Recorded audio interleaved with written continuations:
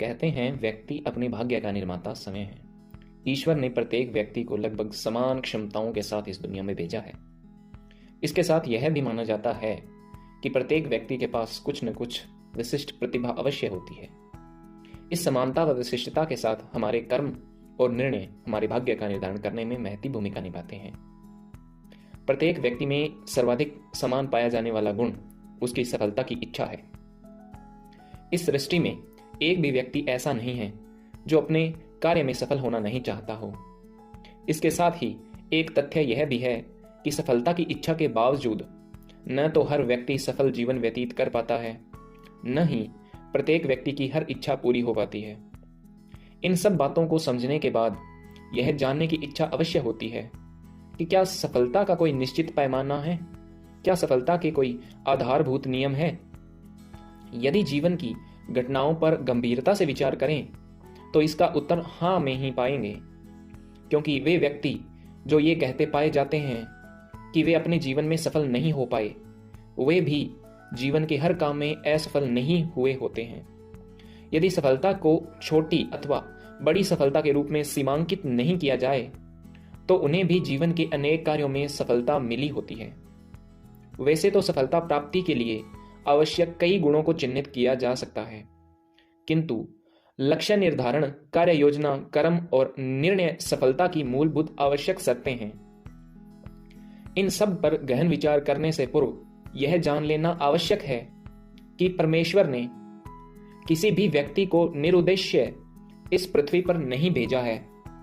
अतः प्रत्येक व्यक्ति के जीवन का कोई न कोई विशिष्ट उद्देश्य अवश्य होता है। अंग्रेजी के प्रसिद्ध कवि व नाटककार विलियम शेक्सपियर ने भी दुनिया को एक रंगमंच मानते हुए यह कहा था कि प्रत्येक व्यक्ति को इस रंगमंच पर अपना विशेष अभिनय निभाना होता है। इसलिए सर्वप्रथम अपने जीवन के मूल उद्देश्य को समझें और उसके अनुरूप अपने लक्ष्यों का निर्धारण करें।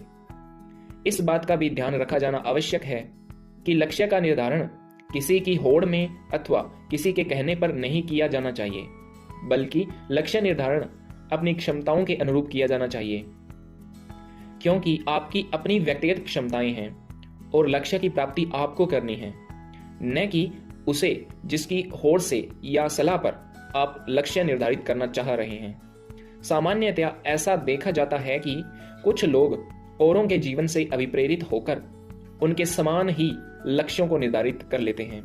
जैसे कोई प्रशासनिक अधिकारी बनने का लक्ष्य बना लेता है, कोई एलन मस्क के समान सफल व्यवसायी बनने का लक्ष्य बना लेता है, तो कोई आइंस्टीन के समान उत्कृष्ट वैज्ञानिक बनने का लक्ष्य निर्धारित कर लेता है।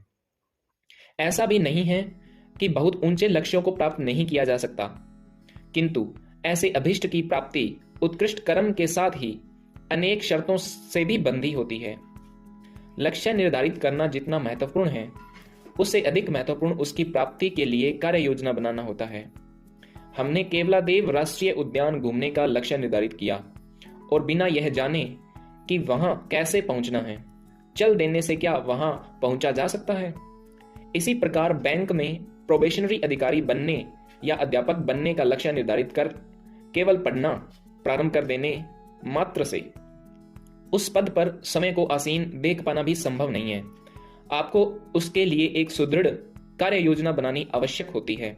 यथा अध्ययन हेतु अपेक्षित समय निकालना, किसी विषय का कितना अध्ययन किया जाना है या परीक्षा हेतु कितना अभ्यास आवश्यक होगा आदि को सुनियोजित करना होता है। एक अच्छी कार्य योजना आपके लक्ष्य की प्राप्ति का पैमाना बन सकती है। वैसे भी अस्त व्यस्त या अव्यवस्थित तरीके से किए गए कार्य फलदायी नहीं होते। इसी प्रकार अच्छी से अच्छी कार्य योजना भी निष्प्रभावी हो जाती है यदि उस पर नियमित रूप से कार्य न किया जाए। कर्म के बिना कार्य योजना कागज पर उकेरी गई रूपरेखा मात्र ही है, क्योंकि वह कर्म ही है जो कार्य योजना को मूर्त रूप देने का कार्य करता है। अतः यह कहा जा सकता है कि कर्म आपके लक्ष्य संधान का प्राण है। सही दिशा में ईमानदारी से किया गया कर्म या परिश्रम कभी निष्फल नहीं होता। तुलसीदास जी ने रामायण में कहा, कर्म प्रधान विश्व रच राखा, अतः बनाई गई कार्य योजना को अपने श्रम सीकर से सिंचित करने के लिए सदैव तत्पर रहिए। स्मरण रहे कि कर्म ही वह मार्ग है जिस पर चलकर सफलता स्रोत तक पहुंचा जा सकता है। उद्यमेन ही सिद्ध्यन्ति कार्याणि न मनोरथे। आपकी सफलता में आपके द्वारा लिए गए निर्णयों का महत्वपूर्ण योगदान होता है। वस्तुतः आपका जीवन आपके कर्म और आपके द्वारा समय समय पर लिए गए निर्णयों की ही तस्वीर है। अर्थात आपका भाग्य आपके द्वारा लिए गए निर्णयों से निर्धारित होता है। Our decisions make our destiny. इसलिए यह बहुत जरूरी है कि आप अपने निर्णय सोच समझ कर लें। यह एक वास्तविकता है कि आपने जो निर्णय लिए हैं उसके परिणाम स्वरूप आप वही बन गए हैं जो आप हैं। यह तो आप मानते हैं कि आपके निर्णयों के परिणाम होते हैं। आप यह भी मानेंगे कि निर्णयों के लिए विश्वास की आवश्यकता होती है और यह विश्वास आपके कर्मों से ही बनता है। आपके निर्णय किस प्रकार आपको प्रभावित करते हैं यह आपको परीक्षा कक्ष में पता लगता है, जब आपको प्रश्नों के सही उत्तर देने के लिए निर्णय लेने होते हैं। परीक्षा के दौरान लिए गए आपके निर्णय आपके जीवन को संवारते भी हैं तो बिगाड़ते भी हैं। इसीलिए यह आवश्यक है कि आप अपने निर्णय लेने की शक्ति का संवर्धन करें, जो कि आपके कर्म स्वरूप से उत्पन्न विश्वास से ही संभव है।